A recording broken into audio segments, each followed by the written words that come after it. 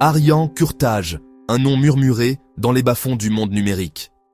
Un adolescent d'Oxford, en Angleterre, possédant un talent inouï. Il pouvait infiltrer les systèmes les plus sécurisés. Kurtage n'était pas seulement doué, il était audacieux. Il aspirait au feu de la rampe, à la notoriété. Il est devenu le cerveau de Lapsus, un groupe de hackers qui allait bientôt secouer le monde de la technologie. Le voyage de Kurtage au cœur du cybercrime fut rapide et implacable. Il n'était pas seulement motivé par l'argent, il était animé par quelque chose de plus puissant, le frisson du jeu, le défi de surpasser les géants. Il aspirait à prouver sa domination, à exposer les vulnérabilités d'un monde qui le sous-estimait.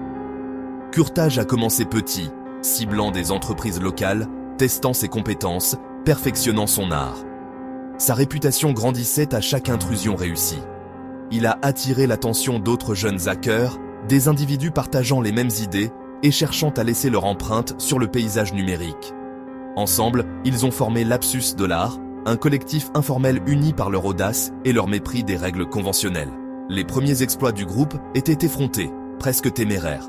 Ils ont ciblé des écoles, des agences gouvernementales et même des géants des télécommunications. Ils ont divulgué des données sensibles, perturbé des opérations et laissé derrière eux une traînée de chaos numérique.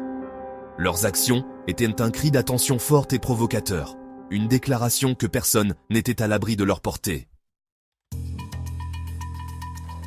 Lapsus a rapidement gagné en notoriété. Leurs attaques n'étaient pas seulement sophistiquées, elles étaient théâtrales. Ils narguaient leurs victimes, se vantant de leurs exploits sur les réseaux sociaux. Ils se délectaient du chaos qu'ils créaient, leurs actions étant un étrange mélange de délinquance juvénile et de cyberguerre calculée. L'ascension du groupe a été fulgurante. Ils ciblaient des proies de plus en plus grosses, leur ambition grandissant avec chaque piratage réussi.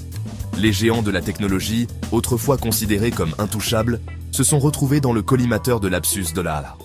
Le monde a regardé avec incrédulité le groupe franchir les défenses d'entreprises comme Microsoft, Uber et Rockstar Games. Lapsus Dollar opérait avec un mépris effronté des conséquences.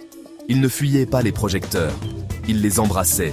Ils communiquaient avec leurs victimes, les narguant, exigeant des rançons et menaçant de divulguer des données sensibles.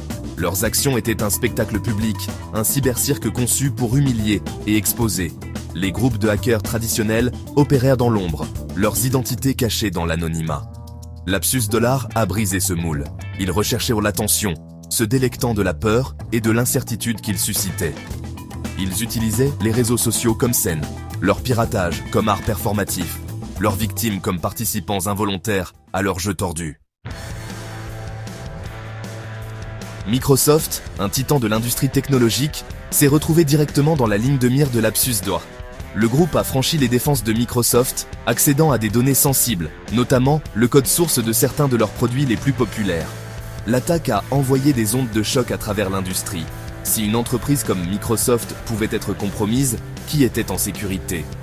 Uber, le géant du covoiturage, a également été victime des tactiques audacieuses de Lapsus Dollar. Le groupe a infiltré les systèmes internes d'Uber, perturbant les opérations et volant des données précieuses. Ils ont même eu accès aux canaux Slack de l'entreprise, les utilisant pour narguer les employés et se vanter de leurs exploits. Rockstar Games, les créateurs de la franchise extrêmement populaire Grand Theft Auto, est devenue l'une des victimes les plus médiatisées de Lapsus Dollar. Le groupe a volé des séquences de développement préliminaires du très attendu Grand Theft Auto 6, les divulguant en ligne et envoyant des ondes de choc à travers la communauté des joueurs. Le piratage de Rockstar a marqué un tournant.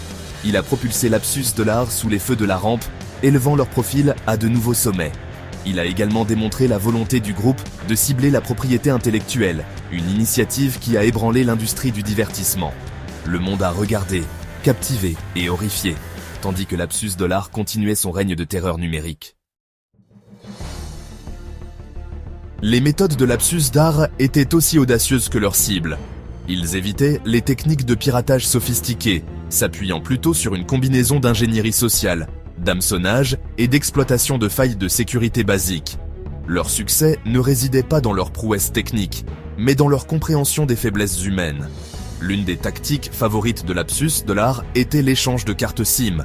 Une technique où ils trompaient les fournisseurs de téléphonie mobile pour qu'ils transfèrent le numéro de téléphone d'une victime vers une carte SIM sous leur contrôle.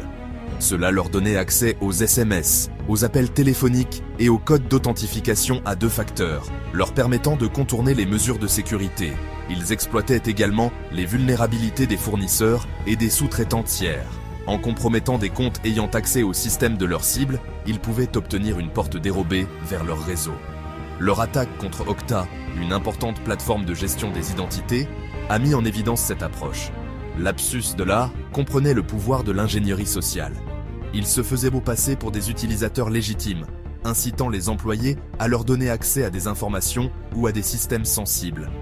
Leur succès reposait sur une combinaison d'audace, de manipulation et d'une compréhension fine de la psychologie humaine.